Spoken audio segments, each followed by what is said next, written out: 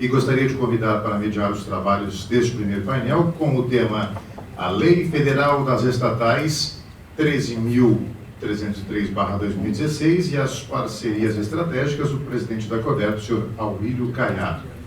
Enquanto a mesa se desfaz, eu convido o senhor Aurélio para continuar aqui conosco.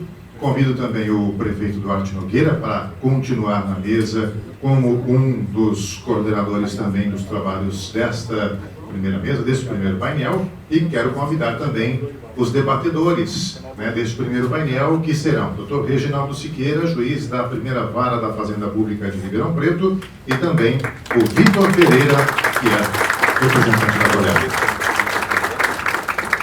Todos esses farão parte deste primeiro painel, que terá como palestrante o senhor Tiago Marrara de Matos, que é professor de Direito da USP de Ribeirão Preto. Vamos aplaudir o Tiago, nosso palestrante. Bom dia a todos.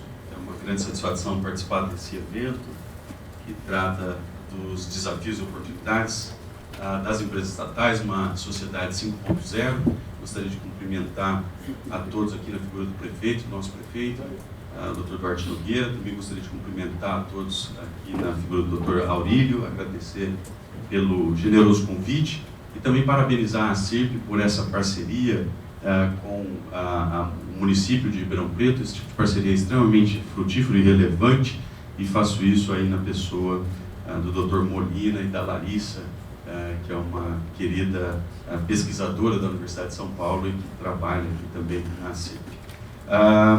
A minha exposição é bastante simples. Na verdade, eu vim aqui conversar um pouco com todos os presentes, os senhores e as senhoras, sobre essa lei relativamente recente para nós, uma lei de 2016, dentro do nosso tempo jurídico. Uma lei de 2016 é algo muito recente, diferentemente do pessoal aí da informática, que trabalha com outra temporalidade. E eu também digo recente porque, como já mencionado, ainda nós estamos numa fase de adaptação da realidade empresarial estatal brasileira a esse documento normativo. Esse documento não foi completamente traduzido em modificações de gestão em todas as nossas empresas estatais. Antes, porém, de falar dessa lei, eu farei uma apresentação relativamente curta, até comentei com o Dr. Aurélio, não vou entrar aqui em todos os detalhes da lei, não vou falar do regime licitatório, eu não quero que os senhores entrem em coma aqui, eu falando de licitações, todo mundo chateado, eu não vou deixar uma imagem minimamente boa, vou evitar tratar de normas sobre procedimentos licitatórios, mas enfim, a minha ideia é passar uma visão geral do papel dessa lei dentro da realidade das empresas estatais no Brasil, tá certo? Eu vou começar aqui com alguns problemas do que nós chamamos de Estado empresário. Como os senhores sabem, o Estado não é um bloco monolítico. O Estado não é um ente único. O Estado, na verdade, é um ente extremamente complexo que se subdivide em poderes, inicialmente, e também se subdivide numa federação, que no caso brasileiro é tripartite. Diferentemente aí dos grandes países federados, como a Rússia, como os Estados Unidos, como o Canadá, como a Alemanha, o Brasil, em 1988, adotou uma estrutura de federação tripartite, na qual o município passou a figurar como ente autônomo da federação. Nós até poderíamos discutir aqui se efetivamente o município é um ente autônomo ou não na prática, Por quê? Porque muitas vezes o município não tem recursos financeiros suficientes para desempenhar todas as atribuições que a Constituição a ele conferiu. Além disso, o município não tem Tribunal de Contas, o município não tem militares, o município não tem 3 poderes, enfim, nós poderíamos discutir aí toda a assimetria que a Constituição cria em relação aos municípios e que coloca um pouco em xeque essa real autonomia para desempenhar políticas públicas. De todo modo, nosso cenário é muito complexo. Nós temos esse cenário federativo, com a União, com 26 estados do Distrito Federal e com mais de 5.500 municípios, muitos dos quais sem recursos para se sustentar, até a justificar aí algumas propostas por parte do governo federal de revisão da estrutura municipal no sentido de extinguir municípios que não mostrassem capacidade para se sustentar. Não é uma proposta muito polêmica, mas muito interessante para nós discutirmos, porque tem por pano de fundo essa questão da sustentabilidade financeira, que é um tema que também interessa para as empresas estatais, não é? Então nós vivemos esse cenário bastante complexo, então o Estado se dividindo em poderes, se dividindo em 3 esferas federativas, e naturalmente o Estado se dividindo em pessoas jurídicas de direito público, que são basicamente o Estado, né, como pessoa política, a União, os Estados e os municípios, as autarquias, os consórcios interfederativos, que hoje são uma realidade muito importante para os municípios brasileiros, seja para os municípios que estão localizados em regiões metropolitanas, mas também para municípios que não estão em regiões metropolitanas, porém não têm condições de isoladamente desempenhar suas políticas públicas, não é?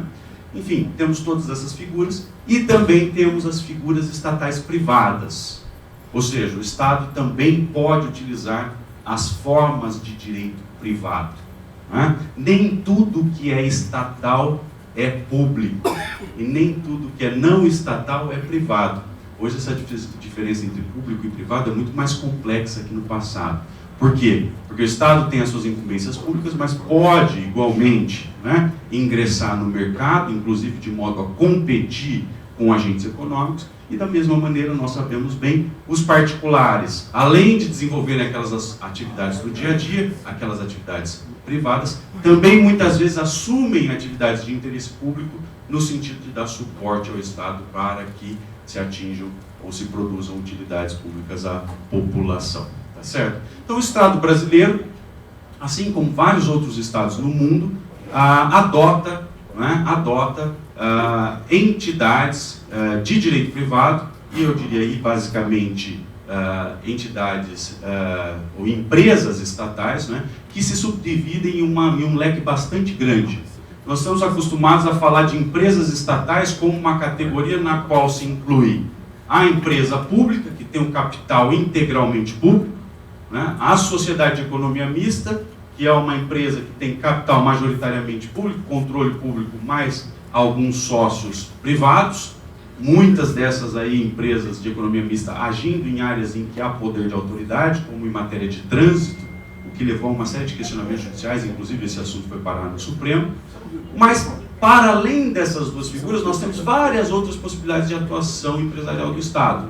Nós temos também as empresas controladas diretamente, nós temos as empresas controladas indiretamente, nós temos as participações minoritárias, o Estado pode ingressar em uma sociedade como acionista minoritário, e dentro dessa participação minoritária nós temos algumas realidades em que o Estado exerce um poder excepcional, apesar de minoritário, com base no que a gente chama de golden share, ou com base em um acordo de acionista, e situações de participação minoritária pura. Os bancos de fomento e investimento fazem muito isso, né? Adquirem muitas vezes ações de empresas privadas com o objetivo de injetar recursos nessas pequenas empresas, incluindo a empresas de tecnologia, para que elas possam crescer. Na situação, nós temos um Estado que age como minoritário, né, no sentido de fomentar alguns entes privados.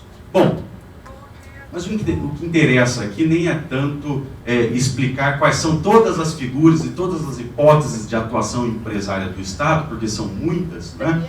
Mas discutir um pouco com os senhores e com as senhoras quais são os problemas que marcam o Estado empresário brasileiro, principalmente aí desde o final da década de 80 até hoje, e quais são as soluções que o Estado brasileiro encontrou para superar essas dificuldades, incluindo-se aí a Lei 13.303, que é o Estatuto da Empresa Estatal. O que eu quero dizer, em outras palavras, é que esse estatuto ele é editado pelo Congresso Nacional no momento em que se fazia premente a necessidade de revisar a gestão dessas empresas estatais. Tá certo? Então essa lei surge para transformar a cultura e transformar a gestão das empresas estatais diante de alguns dos problemas que eu mencionaria aqui. Eu elenquei 5 problemas para não me alongar muito, né? Então eu diria aí que, diante de tudo que diz a doutrina especializada e a jurisprudência sobre o tema, não é? O que nós verificamos no Brasil ao longo do tempo, em primeiro lugar, foi um uso indevido de formas empresariais para tarefas públicas. O que aconteceu muito frequente no Brasil foi a criação de várias empresas estatais com um regime que, pela Constituição, deveria ser predominantemente privado, para exercer funções tipicamente estatais e algumas das quais com poder de autoridade. Esse foi um caminho escolhido no intuito de se fugir do regime jurídico de direito público, que é marcado por uma série de amarras, de limitações, como o concurso público, como a licitação, como o controle pelo Tribunal de Contas e assim por diante, né? E ingressar num regime privado que seria muito mais flexível, né? Seria muito mais flexível do ponto de vista obrigacional, do ponto de vista tributário, do ponto de vista comercial e também do ponto de vista trabalhista. Qual é o problema hoje? O problema que nós notamos é que os órgãos de controle, principalmente o Ministério Público, têm colocado em xeque essa atuação de formas empresariais estatais em atividades públicas. Esse é um tema que hoje está em debate no Supremo, né? Em que medida as empresas estatais podem exercer funções públicas, e cada vez mais a doutrina tem reforçado a necessidade de que essas empresas sejam criadas e pautem a sua atuação por atividades privadas, né?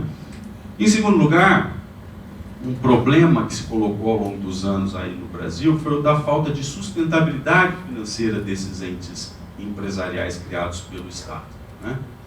E essa falta ou reduzida sustentabilidade financeira de algumas empresas estatais levou a doutrina brasileira a dividir as empresas estatais em empresas dependentes e empresas que se autossustentam, né?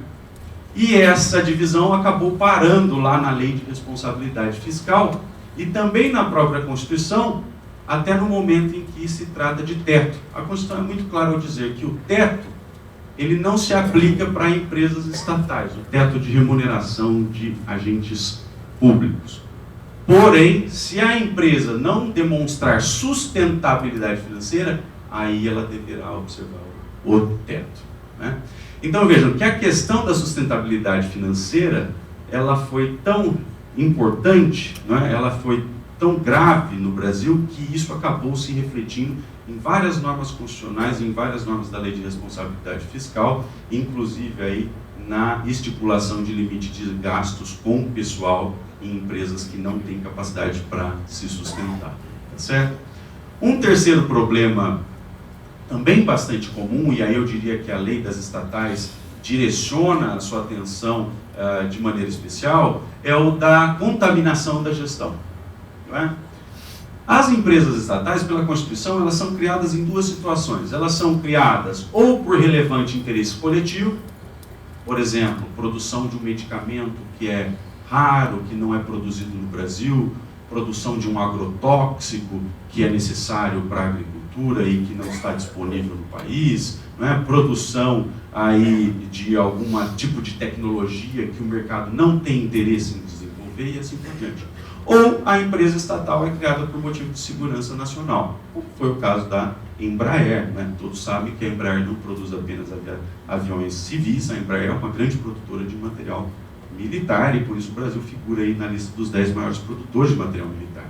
E isso tem a relação com a Constituição. As empresas, pela Constituição, ou são criadas por relevante interesse coletivo ou são criadas por motivo de segurança nacional. Mas o que aconteceu ao longo dos anos? O que aconteceu é que essas empresas, embora criadas para atuar em algumas áreas específicas, passaram a ser contaminadas pelos interesses da administração direta, que, em muitos momentos, indicava para a gestão dessas empresas estatais pessoas sem a devida qualificação técnica e profissional para exercer aqueles cargos.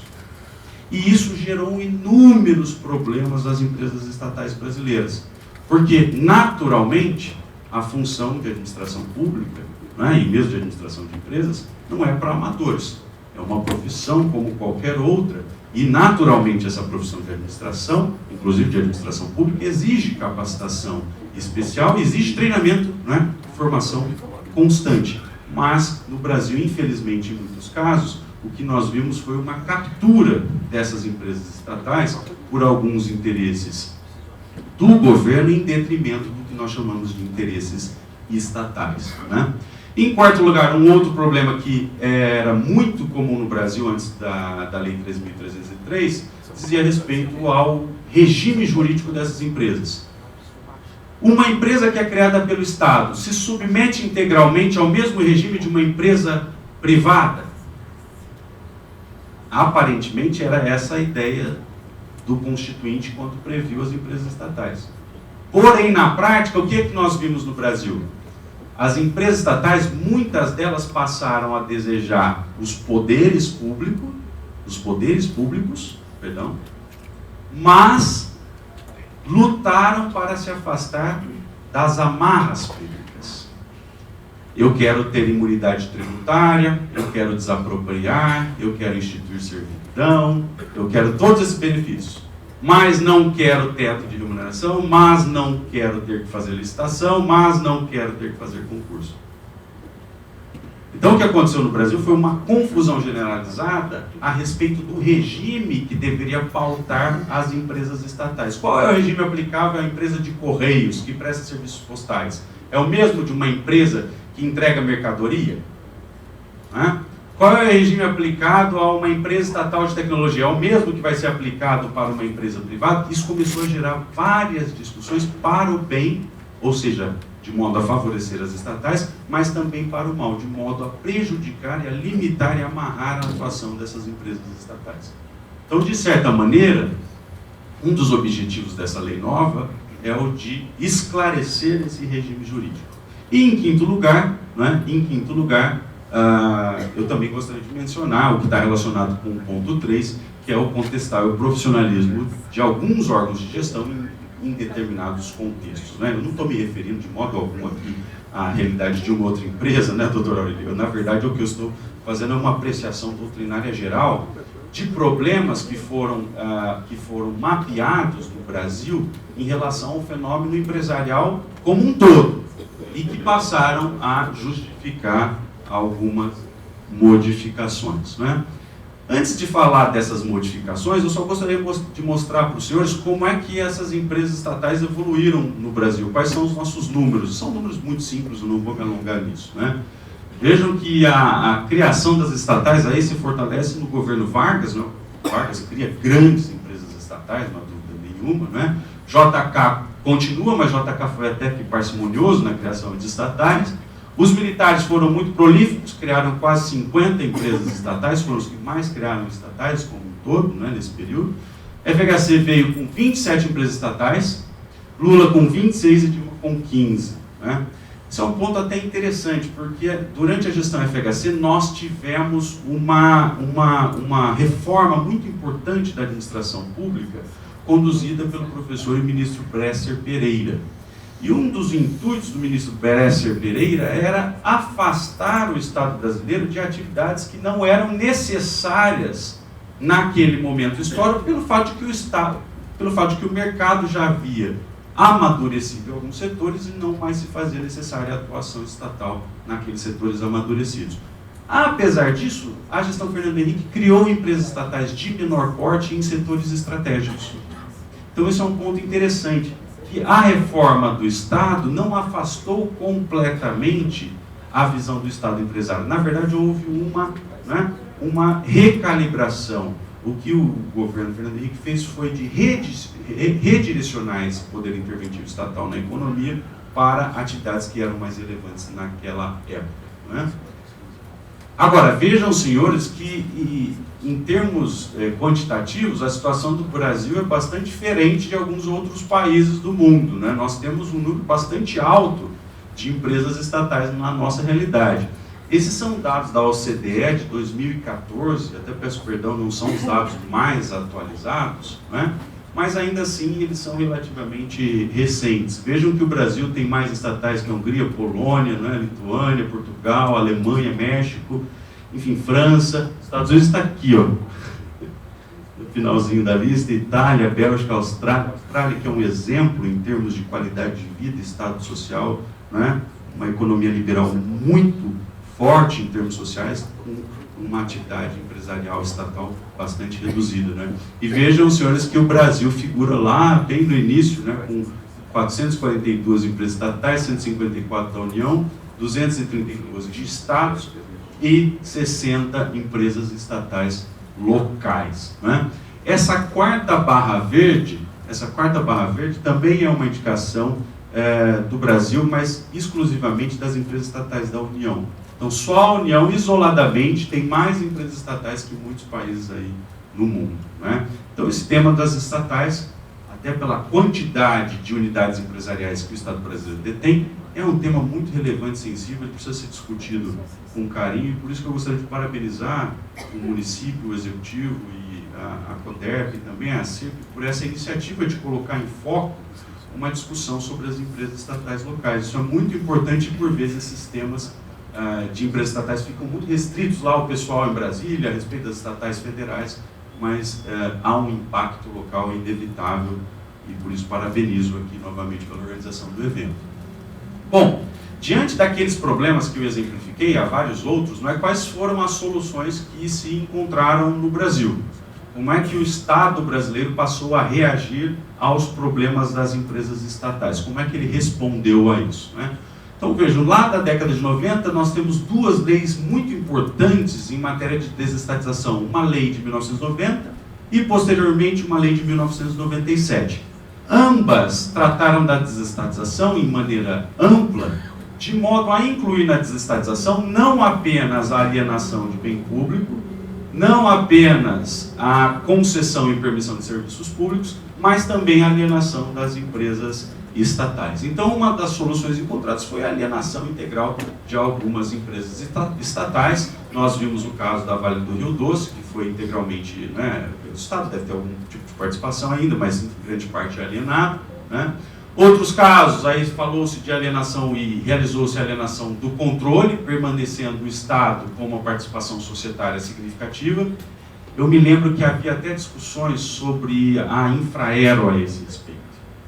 Muitos governos discutiram se uma solução para a Infraero e os seus problemas de gestão, porque na visão de muitos a Infraero tem uma atuação um pouco deficiente, né, na gestão de aeroportos, poderia ser superada por uma alienação do controle ou pela admissão de sócios privados. Enfim, essa foi uma discussão, né? Então, em alguns casos se fez alienação de controle, em um dos casos mais simples se fez redução de participação societária e em um quarto cenário, uma quarta solução foi o da reorganização da gestão dessas empresas. Então vejam, olha, uma outra solução é não alienamos, mantemos tudo como está, todas as ações nas mãos do Estado, ou o controle nas mãos do Estado, mas trabalhamos em uma política de reorganização da gestão dessas empresas.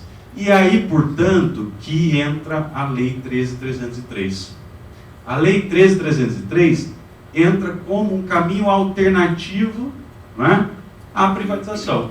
Eu tenho duas soluções ao problema das empresas estatais. Ou o Estado deixa de atuar com aquela empresa estatal, mesmo porque a atuação da empresa estatal não é obrigatória, o Estado atua na medida em que haja um relevante interesse coletivo a justificar a existência da estatal.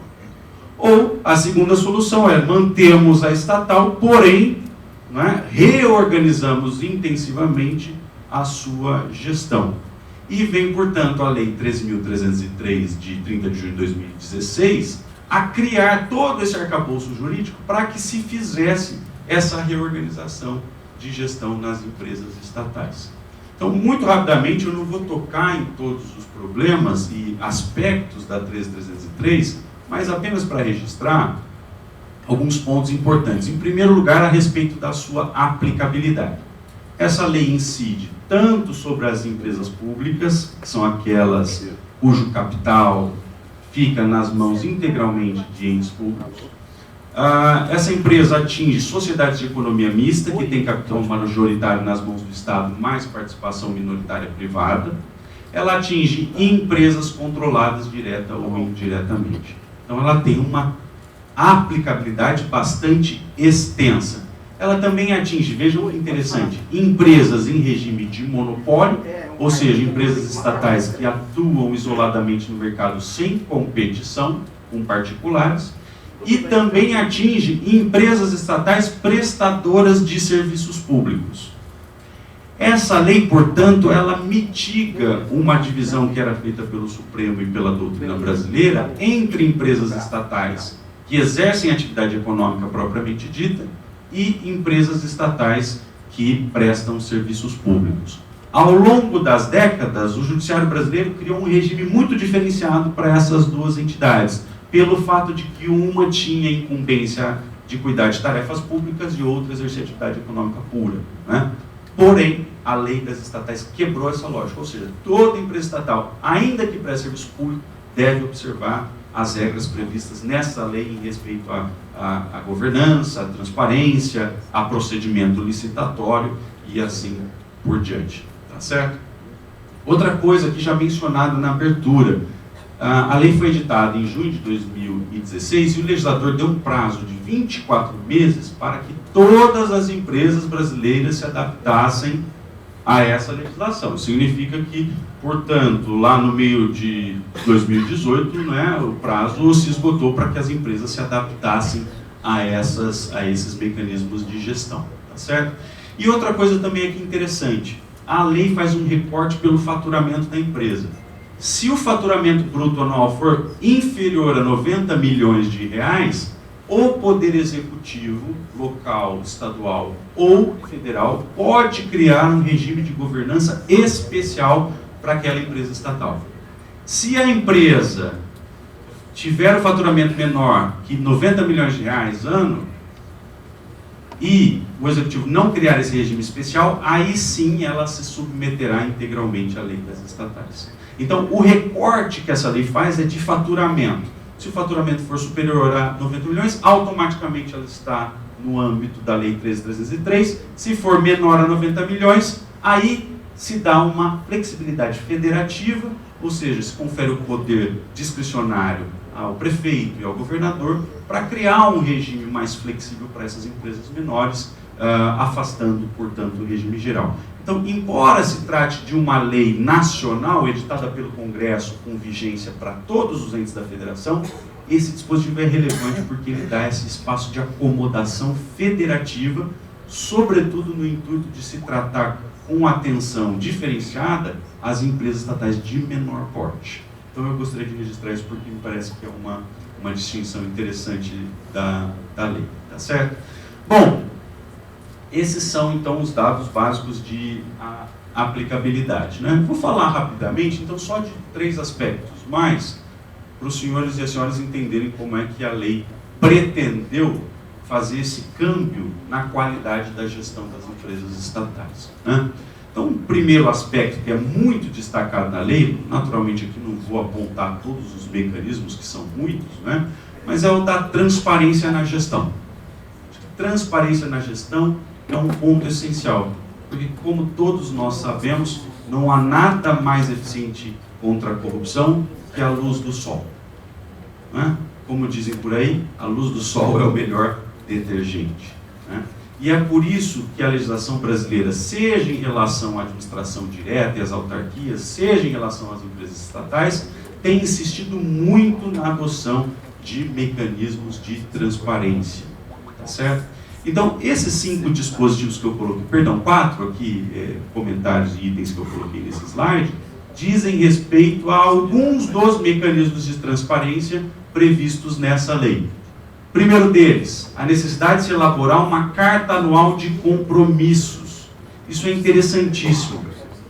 A empresa estatal deve, como parte do Estado, exercer atividades de planejamento. Ela deve saber de onde ela sai e aonde ela quer chegar, não é? Isso é básico para qualquer ente estatal. Agora, vejam que interessante. A lei exige que essa intenção da empresa estatal, qual é o meu compromisso com a comunidade, qual é o meu compromisso com esse setor em que eu atuo, deve agora ser colocado por escrito, anualmente apresentado à sociedade.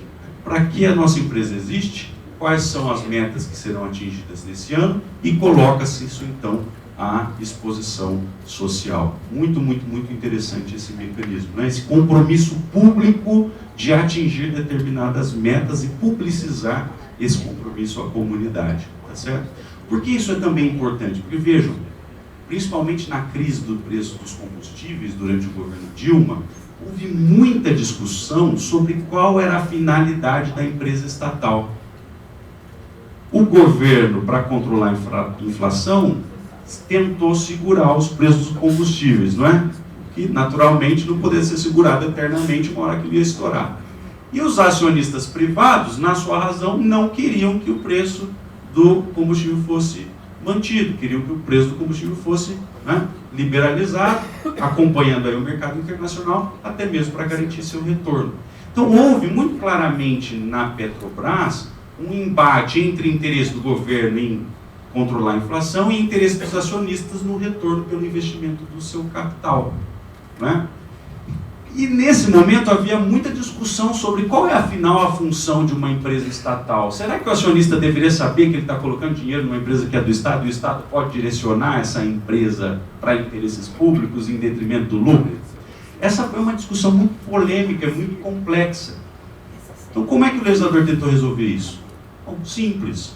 Olha, para que ninguém possa ser prejudicado ou para que ninguém possa argumentar que não sabia onde é que estava investindo, a empresa estatal declara o seu compromisso de atuação, as suas metas, para onde que ela vai rumar, o que ela pretende fazer, o que ela pretende atingir, e aí o investidor vai saber claramente o que aquela empresa faz, como é que ela pretende agir, se vai ou não colocar dinheiro ali, né?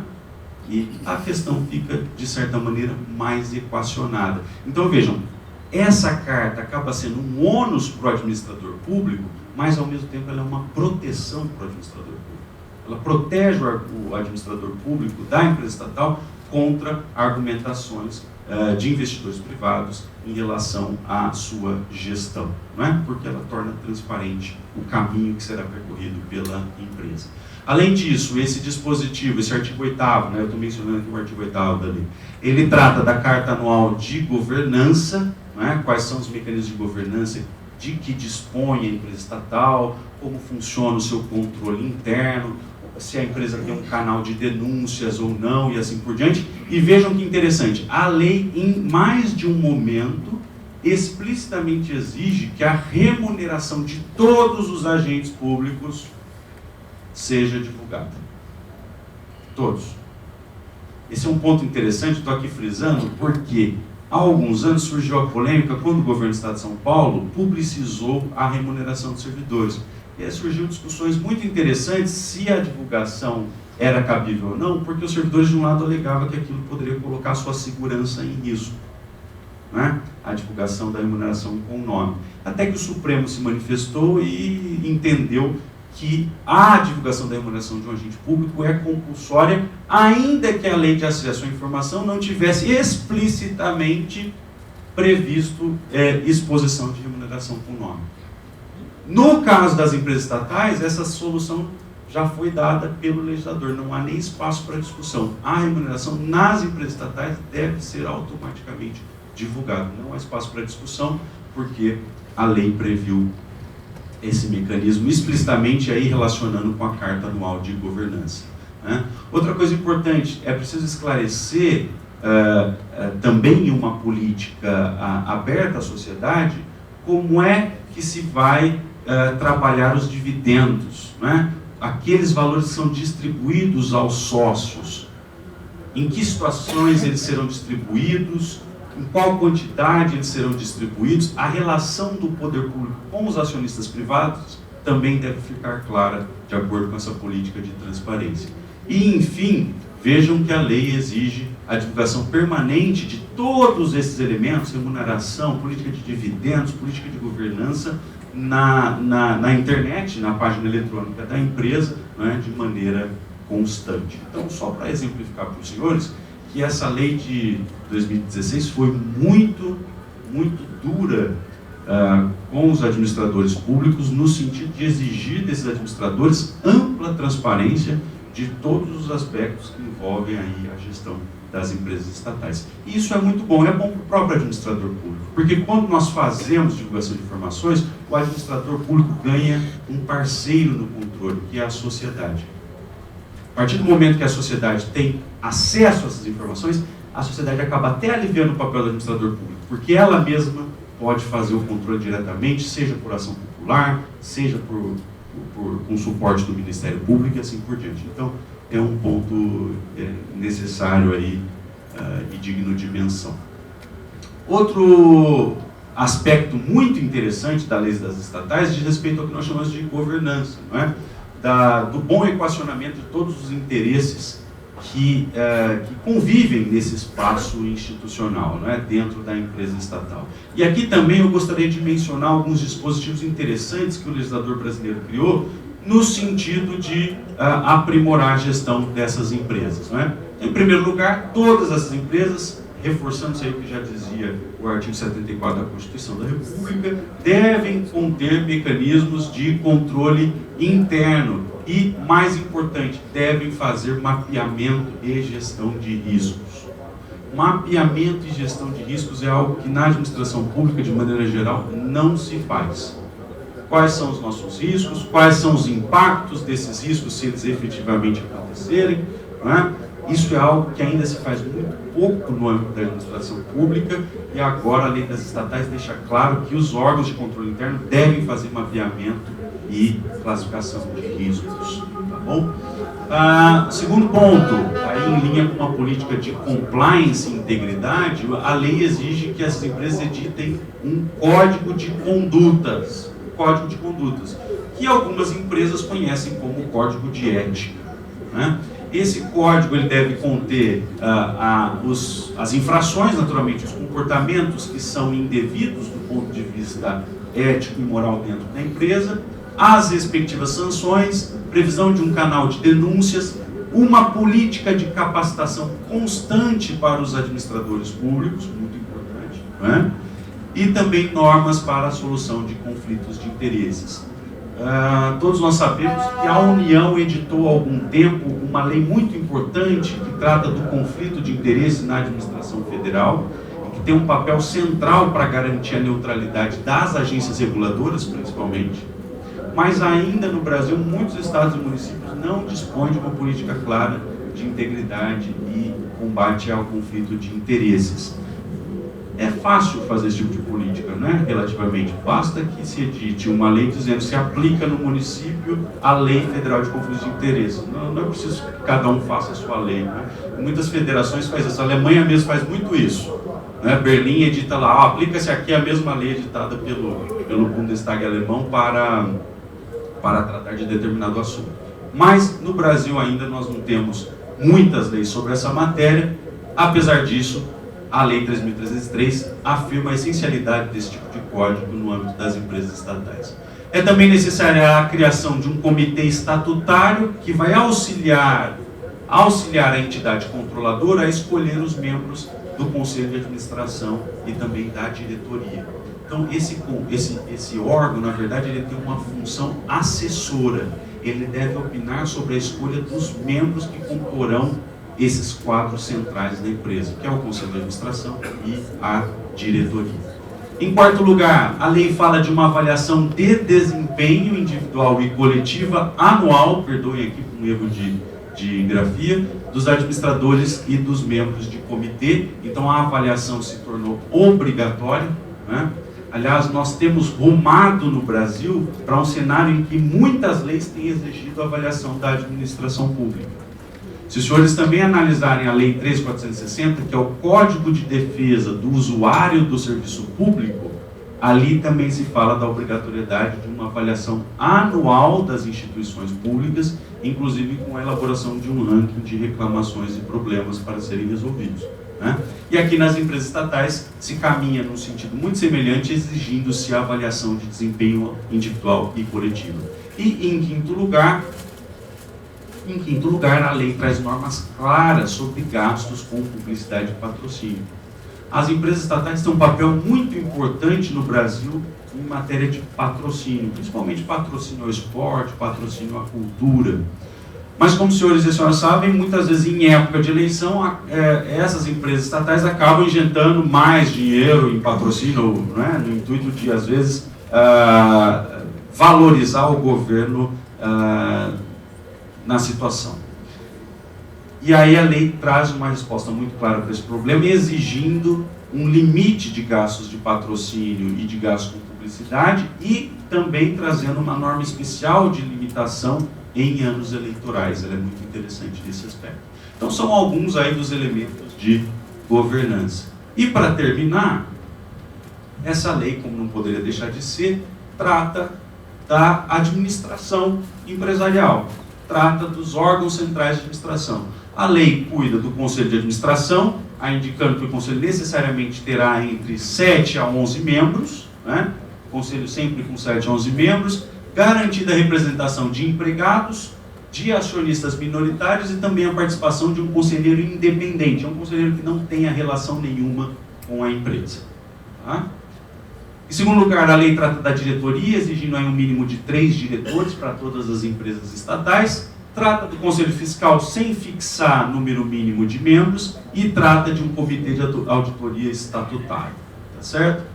E, além disso, limita os mandatos, evitando que um mesmo diretor ou um mesmo membro do Conselho de Administração fique na mesma empresa estatal por 10, 20, 30 anos, né? Então, a lei é muito clara ao dizer que os mandatos serão sempre de 2 anos, permitida a recondução por 3 vezes, no caso dos membros do Conselho de Administração e também da diretoria, e no caso dos conselheiros fiscais, o mandato será de 2 anos com a possibilidade de 2 reconduções. Então, né, nós temos aí, para diretores e conselheiros, um mandato total de 8 anos, e para membros do Conselho Fiscal, pela lei, um mandato total de 6 anos.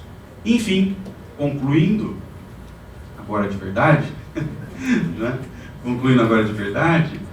A lei, e eu diria que talvez esse seja o ponto central de todo o seu texto, cuida dos requisitos para a escolha dos administradores. Eu acho que esse é um ponto essencial para resolver aquilo que nós chamamos de falta de profissionalismo, baixa capacitação de gestores em empresas estatais.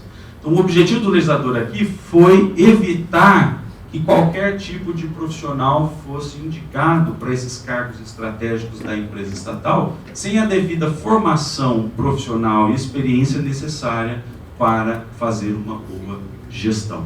Então, resumidamente, o que é que a lei exige aqui em termos de escolha dos administradores? Eu, quando falo de administradores, estou falando de diretoria e de membros do Conselho de Administração. A lei exige experiência profissional na área da empresa, excepcionando essa regra para servidores de carreira, para empregados de carreira da própria empresa, né? A lei exige formação acadêmica compatível. Em terceiro lugar, exige ficha limpa, ou seja, respeito às normas que tratam das inelegibilidades, né? E, em quarto lugar, a lei traz uma lista de vedações de pessoas que não podem assumir, apesar de cumprirem os 3 requisitos anteriores, por exemplo, por estarem em situação de conflito de interesse, por exemplo, por exercerem alguma atividade já política, por exemplo, por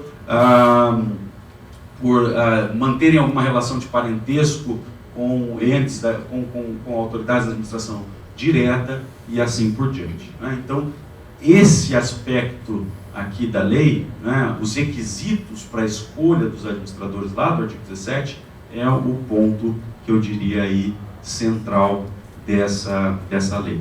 Como eu falei aos senhores, eu não vou tratar de licitação é todo um aspecto.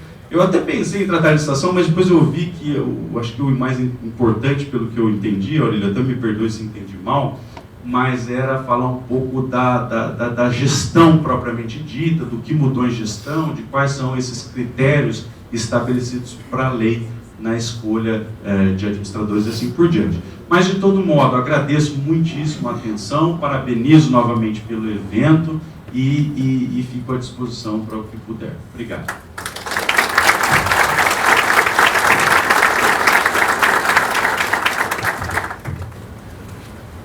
Obrigado, professor Tiago. Belíssima exposição, bastante inspiradora e instigadora para nós que trabalhamos no setor público. Eu queria pedir para os nossos debatedores retornarem.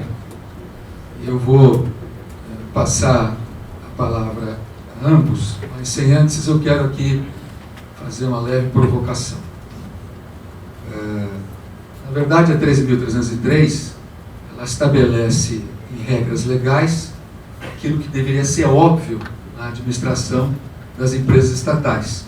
Só que pela falibilidade, pela fragilidade, vulnerabilidade dos seres humanos que estão à frente dessas empresas, pelas características da alternância do poder, é necessário que as regras sejam mais clareadas do ponto de vista do papel e dos limites que esses homens e mulheres que vão estar à frente dessas empresas, seja por concurso ou por admissão de decisão governamental, tenham limitado os seus poderes em benefício daquilo que envolve o interesse da sociedade. Durante bom tempo, houve uma percepção da sociedade brasileira e ela teve um ápice, né, num período mais recente, de que as estruturas estatais não funcionam, de que os seus dirigentes e os seus mandatários eleitos não prestam, e há uma percepção clara de falta de confiança nas nossas estruturas estatais. E nós precisamos mudar isso.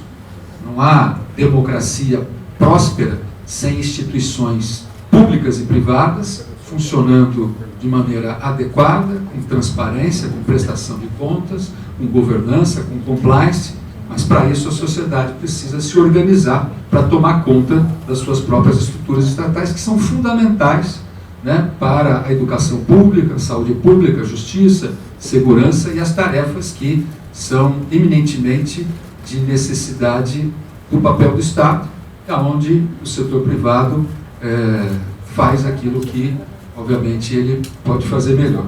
Então, vou passar aqui para o doutor Reginaldo, dizendo que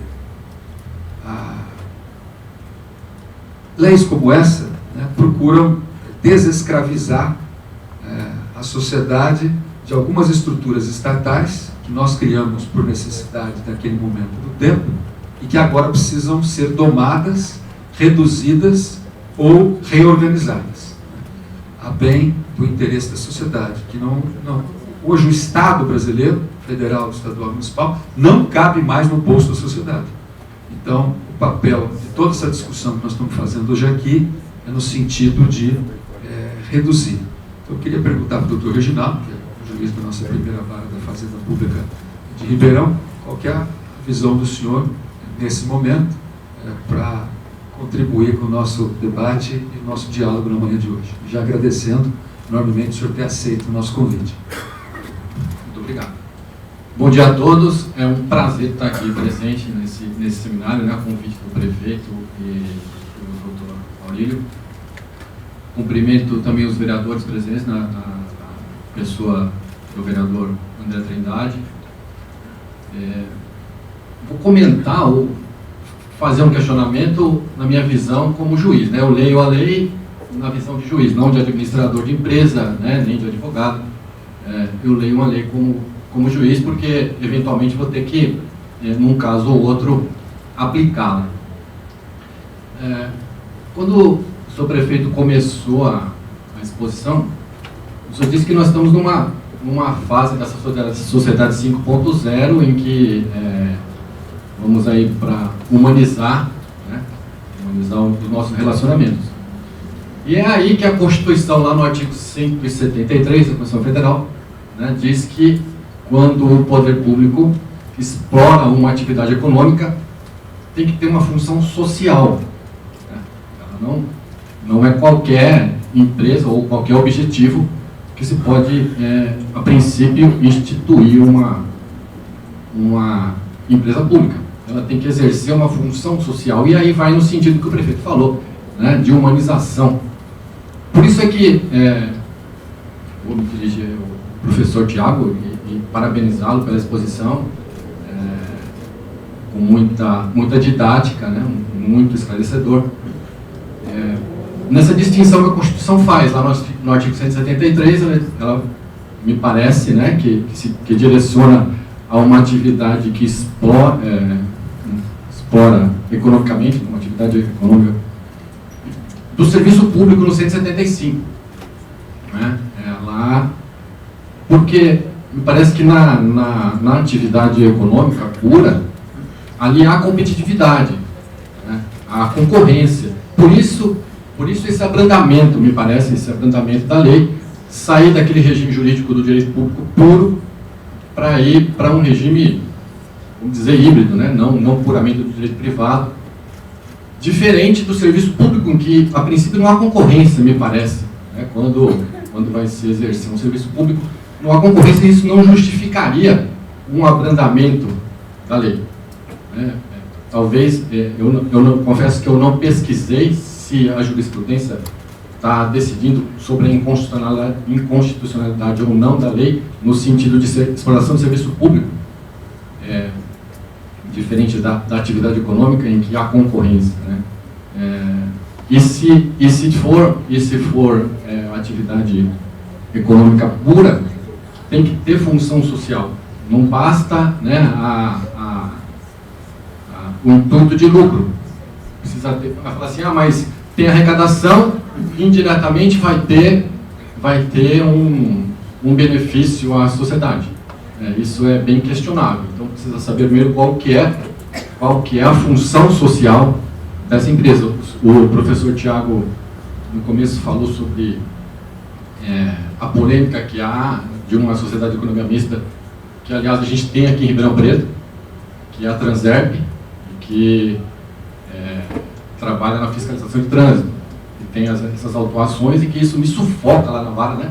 Porque a pessoa fala assim, não, eu posso passar em farol vermelho, eu posso andar em alta velocidade, que eles vão me multar, e isso não tem problema nenhum, eu entro lá com a ação, e a Transerp não pode autuar mesmo, né? Então a gente também tem esse problema aqui em Ribeirão Preto. Então a minha questão, professor, é nesse sentido, se realmente essa lei vai ser aplicada bem, qual que é, não sei se o senhor está acompanhando aí, a posição da jurisprudência, no sentido de se aplica também a serviço público, né? A serviço público.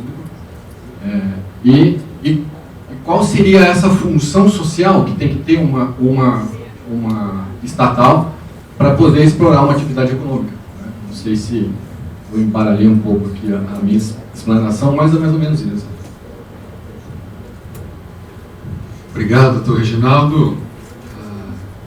Passar para o professor Tiago, depois, antes da gente ouvir o doutor Vitor.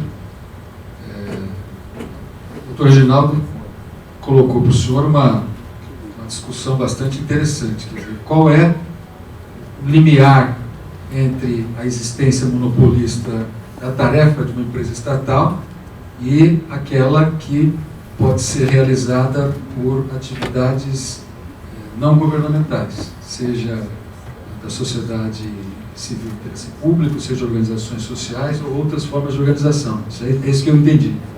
Então, com a palavra, o professor Tiago.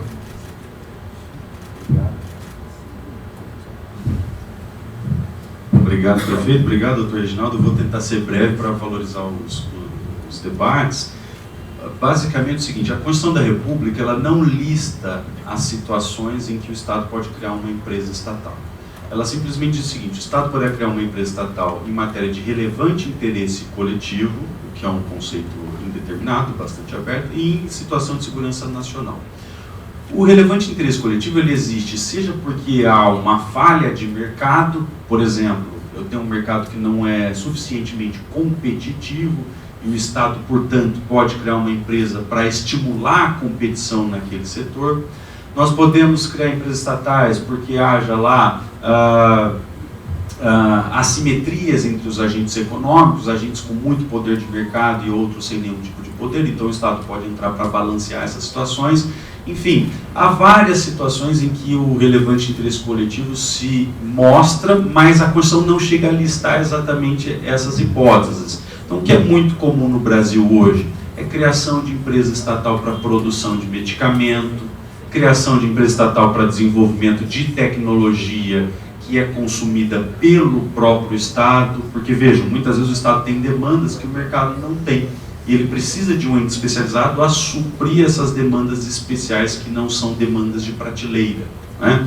Há também agora uma tendência muito grande, desde os últimos governos, de se criar empresas estatais para elaboração de projetos técnicos e assessoramentos, Porque o que se percebeu no Estado brasileiro, principalmente nos nossos tempos de bonança, é que o grande gargalo do Estado, aquela época, e eu diria que ainda hoje, não é tanto, por incrível que pareça, dinheiro, mas é planejamento e saber desenvolver projetos para se utilizar bem o dinheiro disponível. Então, houve uma tendência no Brasil de se valorizar a criação de empresas de elaboração de projetos, principalmente para preparar a gestão de grandes infraestruturas, para tratar de aeroportos, para tratar de rodovias, para tratar enfim, de trem, não é?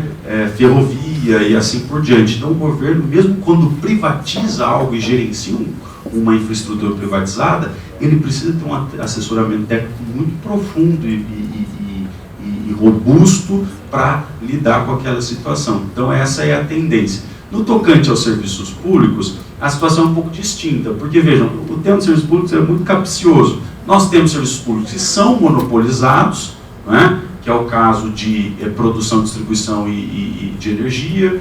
Nós temos iluminação pública, etc. Mas nós temos serviços públicos que convivem com atividades privadas. Então, por exemplo, serviços públicos educacionais, serviços públicos de saúde, culturais e lazer são serviços públicos, porém não são serviços monopolizados. O mercado também pode agir nessas áreas, mas aí cabe ao Estado criar uma rede mínima de proteção do cidadão, oferecendo um básico desses serviços para que a população, principalmente a que não tem condições de consumir, possa ter a sua dignidade garantida, não é? Então, agora voltando à lei. A lei não faz distinção de empresa estatal que exerce atividade econômica e empresa estatal que exerce, que desempenha serviço público. Na verdade, essa lei se aplica para todas. Mas vamos só lembrar uma coisa importante. E aí, doutor, acho que eu vou tentar respondê-lo. A lei, ela não trata de todos os aspectos da vida da estatal. Ela não trata de questões tributárias, por exemplo, né, que é um tema sensível para as estatais. Ela trata do quê? Ela trata de gestão, né, transparência, governança, escolha dos administradores. Esse é o primeiro pilar da lei.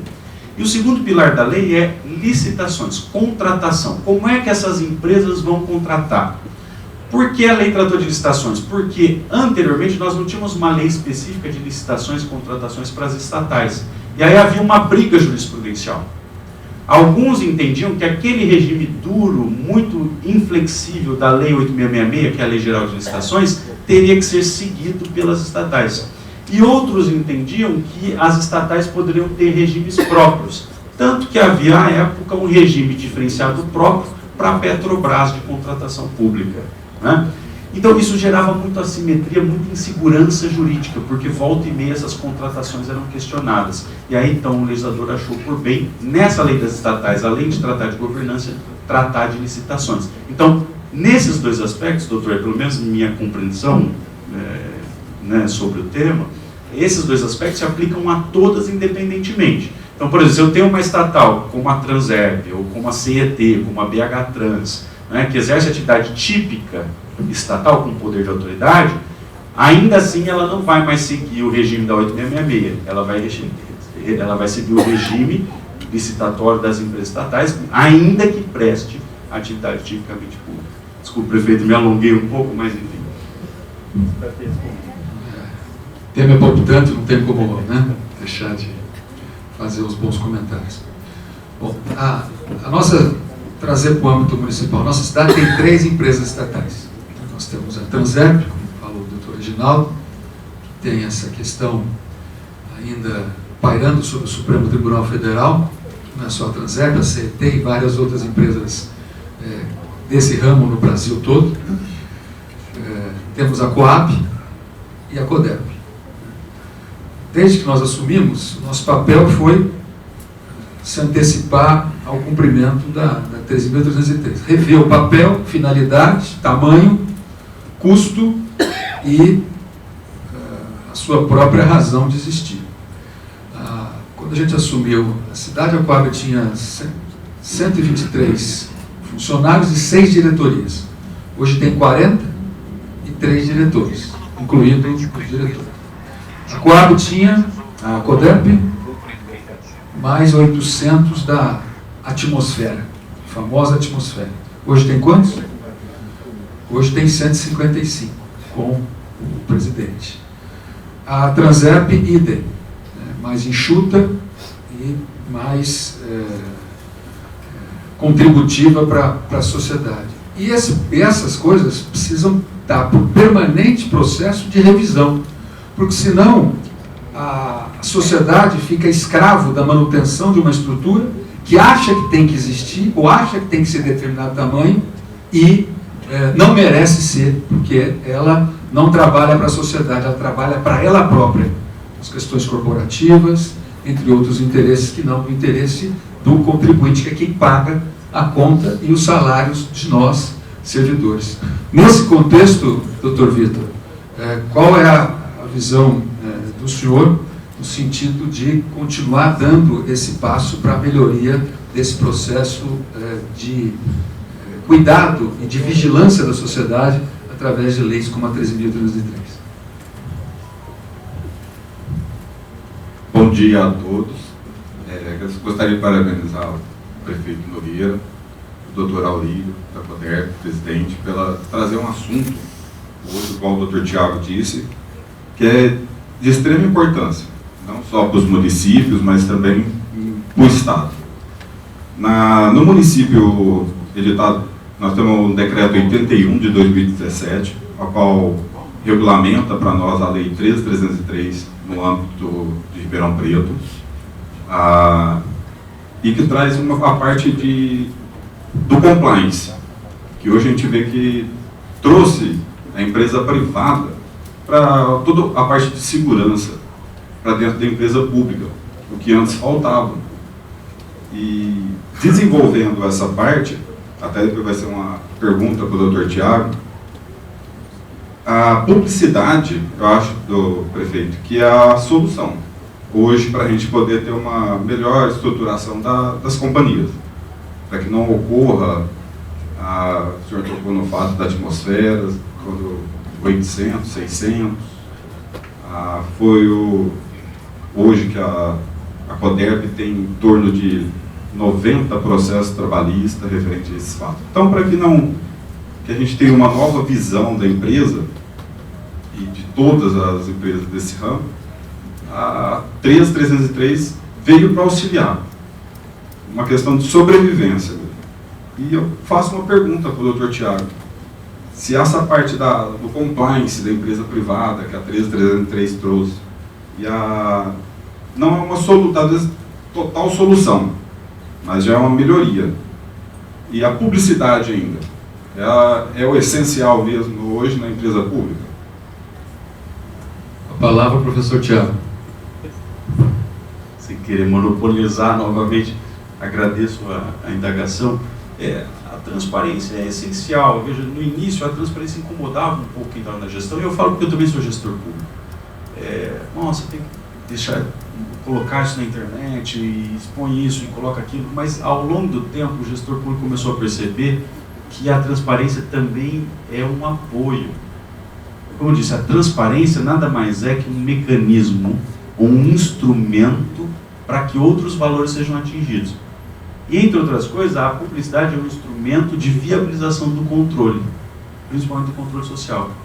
E é por isso que eu digo, no final das contas, investir em publicidade também é investir em tranquilidade para a gestão, né? Porque ela ganhará outros sujeitos nessa função de controle. Isso vai tirar da carga isolada, né, das costas do administrador público o único papel de realização de controle. Então, isso tem um papel essencial, e a lei diz muito claramente isso, né, com divulgação de remuneração, divulgação das finanças da empresa, divulgação da política de dividendos, e mais que isso, divulgação do que a empresa pretende ser no futuro, porque ela existe e onde ela quer chegar, qual é o seu ponto de chegada. Eu acho que isso é essencial nessa matéria. Só para complementar, a lei das estatais também diz muito claramente que elas estão sujeitas à lei anticorrupção.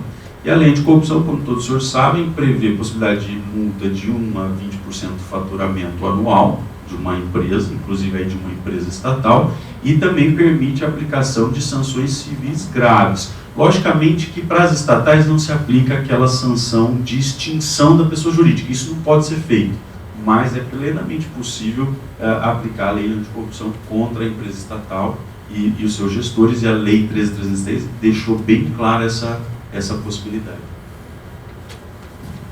O professor Tiago, o doutor Vitor quer fazer mais uma pergunta. Doutor Tiago, apesar de não ter entrado na parte da licitação, mas como nós falamos na parte da publicidade, referente hoje, que todo mundo ainda tem muita desconfiança referente às parcerias estratégicas hoje nas estatais. E eu gostaria que o senhor falasse um pouquinho, para que a gente tivesse mais essa interação, trazendo essa discussão também, junto com o tema, se for possível. Claro.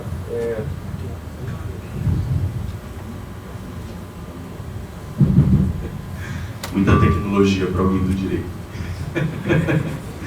Não, agradeço novamente, Vitor. Eu não toquei propositalmente no tema das licitações e contratos, mas eu acho que, eu não sei, eu fiquei na dúvida se teria sido necessário ou não, acabei não tocando.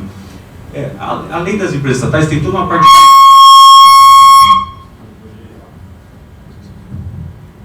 Toda uma parte de contratação pública.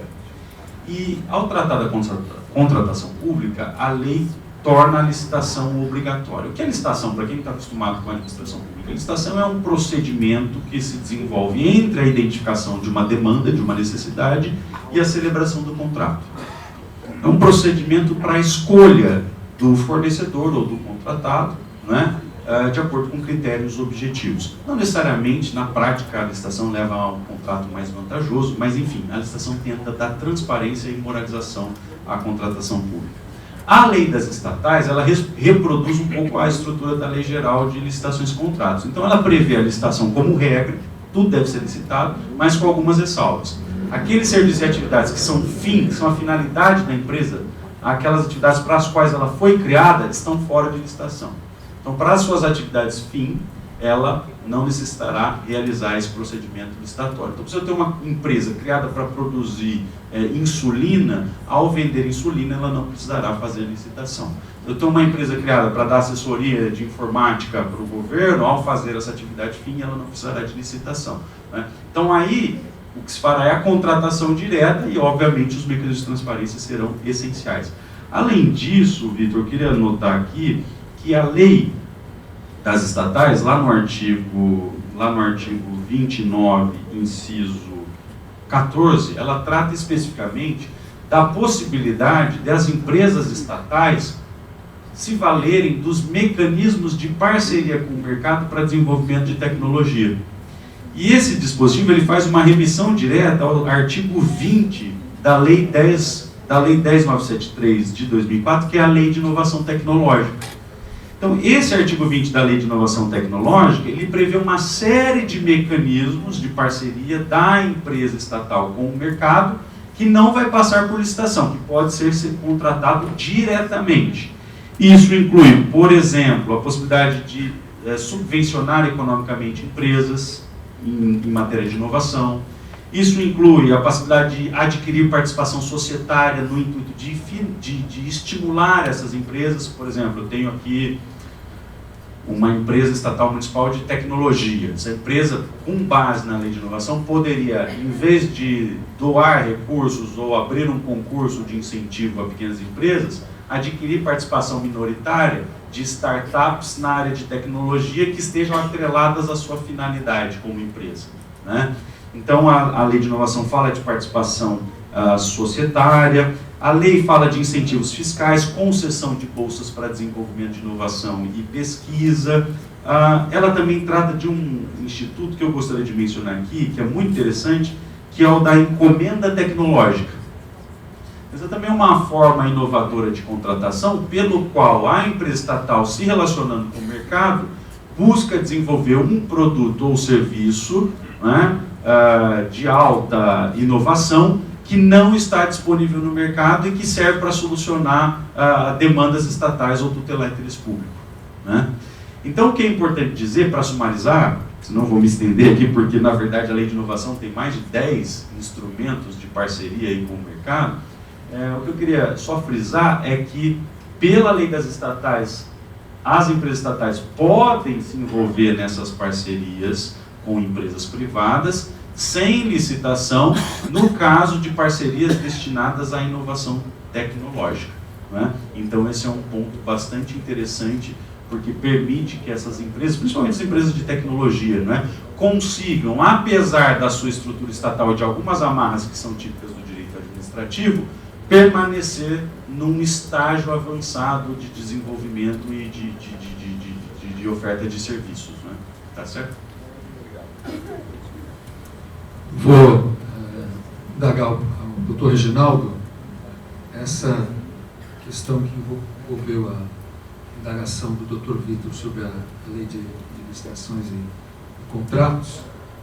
No âmbito do judiciário, obviamente que interpreta e faz o julgamento das nossas leis, na opinião do senhor, o que poderia ser objeto de avanço, dadas as ações que o zero e vezeiro, Vossa Excelência, tem que se deparar para decidir no âmbito do Poder Judiciário? O senhor disse com relação à lei. Como eu disse, eu entendo que quando a empresa estatal explora uma atividade econômica, aí sim ela vai se enquadrar nessa lei. E que abrandou muito, né, o regime jurídico de direito público, né, muito mais rígido do que o de direito privado. Ela não está totalmente inserida no direito privado, existe aí uma certa mistura, em que ela vai ter que cumprir, imagino, algumas disposições que são próprias do direito público. Uma delas é a licitação, embora um pouco mais abrandada, né, do que a 8666, mas existe a obrigatoriedade da licitação. Entendo também que contratar servidor, contratar funcionário é por concurso público, né? Isso é diferente de uma empresa privada. Não tem como uma empresa estatal contratar um servidor diretamente, sem concurso público. Veja que é minha opinião, tá? Não estou aqui querendo dizer que isso é a verdade. Eu entendo que essas empresas precisam contratar funcionário por concurso público. Diferente, eu entendo, com relação àquela que presta um serviço público, aí confesso que tenho dúvida se enquadra nessa lei, né? Uma empresa que presta um serviço público diferente de uma empresa que exerce uma atividade econômica. Empresa estatal que presta serviço público, eu tenho dúvida se entra aí. A questão da constitucionalidade é bem discutível, mas facilitou demais, né? A lei facilitou demais quando se explora uma atividade econômica. Abrandou muito o regime do direito público. Embora tenha aquela questão, né, de o poder público poder alterar unilateralmente um contrato, diferente do regime do direito privado. Isso aí talvez... Claro que quando se explora uma atividade econômica, entra aí a parte comercial, e isso, para quem contrata com a empresa, é mais segurança. Para o lado da empresa, né, vamos dizer assim, poderia piorar um pouco a situação.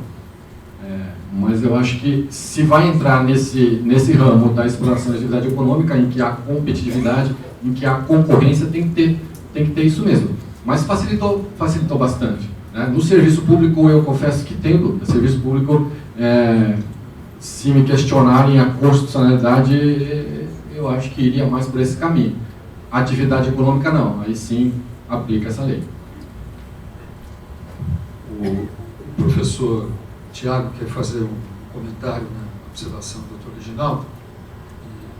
E, ao ele encerrar, eu vou abrir para o plenário 3 perguntas. A Águida está aqui com o microfone na mão. É só levantar a mão, ela vai até a pessoa que quiser fazer a pergunta para a mesa. A pessoa se apresenta, se identifica e em seguida faz a pergunta para a gente, em seguida, poder encerrar esse painel.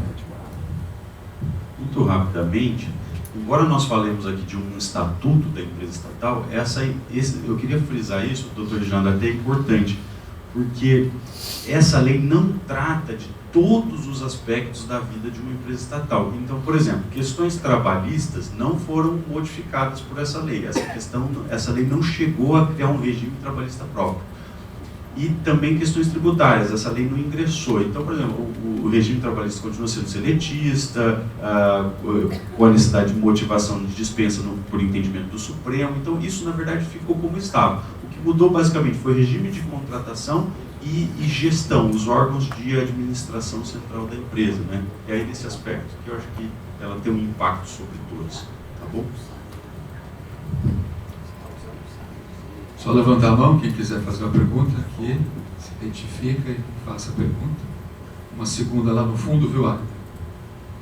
E o terceiro, pode fazer a pergunta. Bom dia, obrigada. Meu nome é Ieda Carbonel. Eu atuei durante muito tempo aqui na região, trabalhando pela Telefônica Vivo. Fiquei surpresa com a apresentação do Dr. Tiago, muito esclarecedora a respeito da 3330. A gente realmente tem essa dúvida, né, de comparação da 3330, 8666 e agora a nova levada aí de PPP também, que eu acho que também está ficando num limbo ali entre as duas leis. Hoje eu estou trabalhando na Fujitsu e a empresa é uma empresa que está buscando muitas parcerias do governo. E aí eu tenho uma questão com relação à jurisprudência, eu não sei se é a palavra correta, de casos que já foram levantados em outras cidades e que podem ser replicados.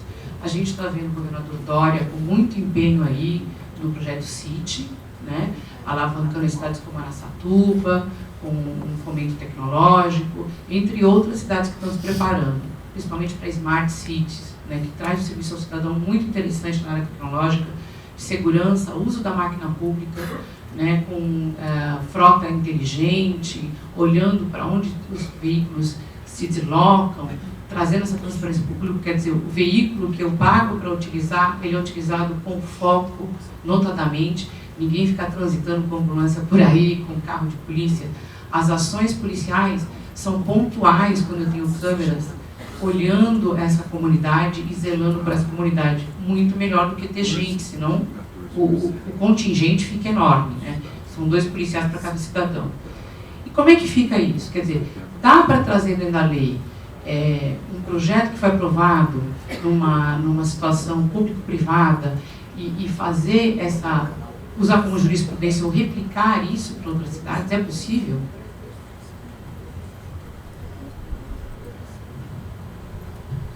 É possível. Na verdade, o interessante dessa lei, ao trazer todo aquele regime da inovação tecnológica para o âmbito das empresas estatais, é exatamente o de esclarecer que as empresas estatais não precisam fazer tudo com as suas próprias mãos.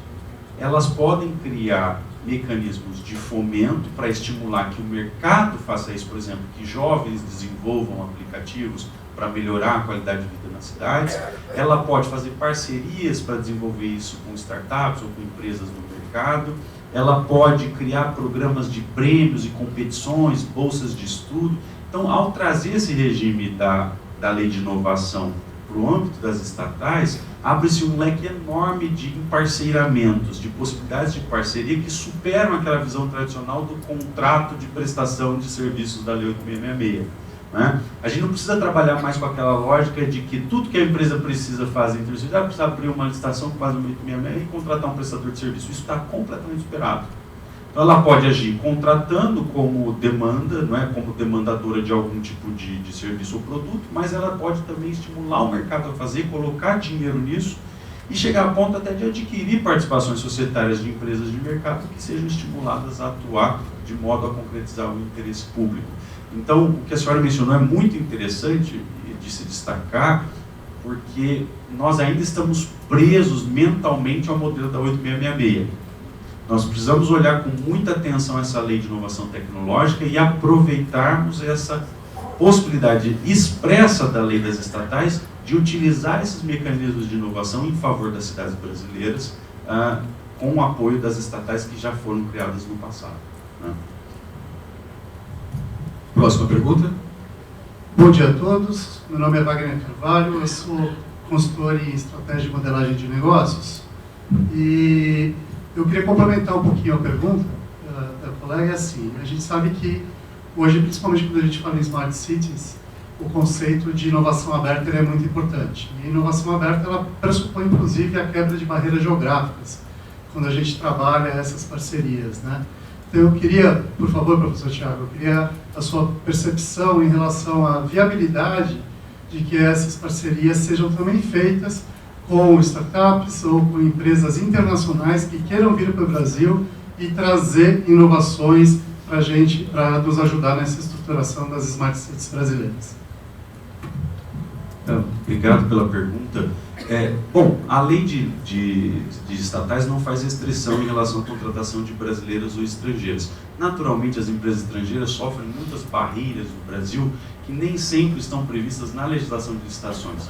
Por incrível que pareça, às vezes essas barreiras aparecem na legislação privada, com exigência de autorização para funcionamento no Brasil, ou às vezes aparece até nas normativas dos conselhos profissionais. Sem nenhum ataque aqui aos engenheiros, mas eu fiquei muito surpreso há uns anos quando o Ministério da Fazenda me pediu para fazer uma análise de contratação de empresas estrangeiras e observar que havia várias normativas do CREA exigindo que empresas estrangeiras que quisessem participar em licitações do Brasil teriam que pedir uma autorização para o CREA que exigia um prazo tão grande que impossibilitava a empresa estrangeira de participar da licitação. Então, vejam, né, a Lei 13.303 ela está aberta a essa possibilidade de contratação em parcerias com empresas brasileiras, com empresas estrangeiras, né? O problema muitas vezes vai ser encontrado em outras normativas que nós precisamos corrigir aí, com a ajuda inclusive do governo federal. Eu queria aproveitar a pergunta do senhor só para fazer mais uma observação. A lei da empresa estatal, quando trata de licitação, deve ser aplicada em conjunto com a Lei Complementar 123, que é o Estatuto da Microempresa e da Empresa de Pequeno Porte. Nós sempre precisamos lembrar que o Brasil é formado, no seu mundo empresarial, por 1% de grandes empresas. 99% das nossas empresas são pequenas empresas ou microempresas. Então nós precisamos parar de raciocinar pela lógica da grande empresa e pensar nas dificuldades e desafios da pequena empresa. E o que eu quero dizer com isso é que, quando as empresas estatais fizerem as suas licitações, elas também terão que observar aí o Estatuto da Microempresa. Isso significa que algumas licitações de menor valor podem cair naqueles mecanismos de exclusividade para pequenas empresas. Outra coisa que as empresas estatais podem fazer para estimular, ao mesmo tempo se valer da expertise de empresas estrangeiras, mas sem deixar de estimular a economia local, é contratar essas empresas exigindo que elas façam subcontratação de parte do objeto contratado, do serviço que elas vão desenvolver, a empresas locais. Então, tem muita coisa interessante aí para trabalhar. Se nós acoplarmos lei de inovação, lei das microempresas, lei de estatais, é possível pensar em muitos arranjos contratuais, e isso inclusive aí, de modo a se utilizar do conhecimento de empresas estrangeiras. Queria aproveitar para, primeiro, parabenizar a qualidade da mesa, a qualidade dos debates, da exposição, dos questionamentos dos debatedores, mas eu ainda tenho uma questão que acho que é um pouco mais cabeluda, que eu quero colocar para você aqui, sem querer te colocar em nenhuma saia justa. Nós temos também a lei das PPPs. E a lei das PPPs, que você cria uma parceria onde você chama um privado e transfere para ele uma responsabilidade com um custo por um tempo, né? Ao mesmo tempo, nós temos as empresas estatais que têm atribuições para executar determinadas ações, foram criadas para determinado fim. Então, vamos supor uma empresa de tecnologia que foi criada para prestar serviços ao governo do estado ou a uma prefeitura, mas que num nicho específico de uma certa atividade, o controle da saúde, né? Nós não temos um sistema, ou a empresa não tem um sistema que faz a gestão da saúde com todas as exigências que a saúde requer. Eu poderia fazer uma parceria com uma empresa privada, não nos moldes de PPP para transferir para ela, mas numa parceria mesmo, contratual, onde a empresa parceira faça X%, a empresa pública faça outro X%, haja transferência de tecnologia ao longo de X anos, quer dizer, fazer um contrato onde não está na lei de inovação, também não está na lei de PPP específica, não estou transferindo, mas estou trazendo para a empresa pública uma expertise que essa empresa pública, em tese, não teria e seria custoso ela desenvolver sozinha, sendo que o mercado já tem, mas que seria muito mais proveitoso se houvesse a exploração desse mercado em conjunto e não simplesmente o poder público privatizar ou contratar uma empresa privada direto.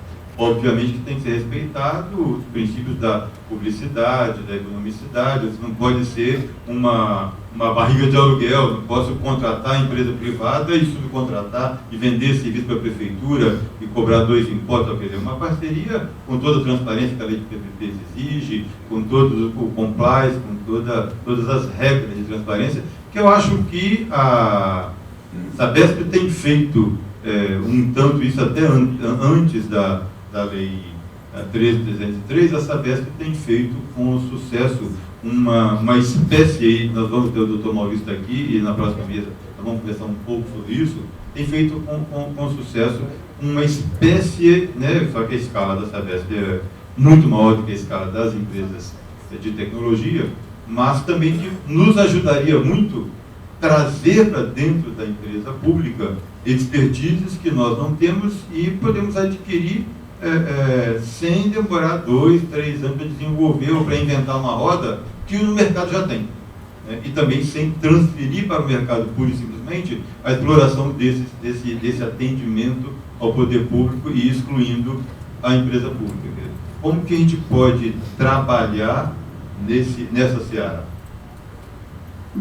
Professor Tiago. Acho melhor o pessoal dar 5 minutos. Olha, é difícil, né? Porque nós estamos acostumados a trabalhar com as caixinhas. Eu só fico preocupado com uma coisa, Maurílio. Toda vez que nós falamos de contratação pública e se diz que se o mercado já tem a solução, aí é difícil escapar de licitação. Se eu digo que o mercado já tem algo e já fornece, aí o Estado vai ter que garantir a isonomia na contratação e vai ter que licitar, salvo nas hipóteses de dispensa. O que eu posso fazer é parceria para desenvolver algo que o mercado não tem e que o Estado precise. Aí sim, aí eu posso trabalhar com exigibilidade, fazendo algum tipo de contrato de parceria para desenvolvimento, porque aquela empresa privada tem uma determinada expertise ou um conhecimento ou uma patente que ninguém tem. Aí eu posso caminhar por meio de um contrato, e aí contratos variados, né? Aí o direito público também aceita esses vários contratos que são utilizados no direito privado, mas para não ter licitação eu preciso reconhecer que não há esse produto pronto no mercado. Se eu digo, olha, eu já tenho no mercado a solução, aí não. Quais são as alternativas para isso? A lei nova de licitações vai trazer para o Brasil um negócio chamado diálogo competitivo, que serve exatamente para isso. O Estado ele tem uma demanda, mas ele não sabe como resolver aquele problema. Então o Estado vai poder chamar várias empresas para pensar com essas empresas quais serão as soluções para aquele problema. O Estado vai desenvolver um produto ou um serviço junto com aquelas empresas e depois ele decide de quem vai contratar e quem vai fornecer aquela empresa. Então logo nós devemos ter no Brasil um instrumento que viabiliza isso, chamado diálogo competitivo.